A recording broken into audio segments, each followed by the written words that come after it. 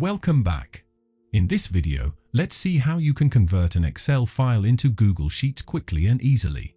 To begin, start by opening your Google Drive. Once you're in, look for New button in the upper left corner, click on it, and select Google Sheets option.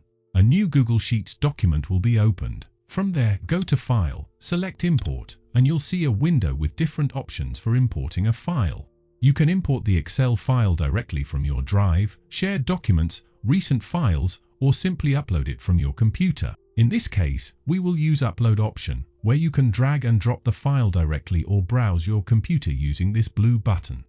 So, click on the blue button, select the Excel file from your computer, and then click Open.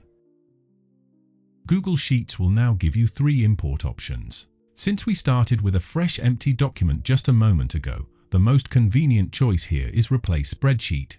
So, click on Import Data, and that Excel file will be converted into Google Sheets document. There are just a couple of important things to keep in mind though. Excel is generally more advanced when it comes to formatting. It offers options that Google Sheets simply doesn't support yet. So certain functions or formatting styles might not carry over perfectly. So that's how you can convert an Excel file to Google Sheets. Thank you so much for watching, and have a wonderful day.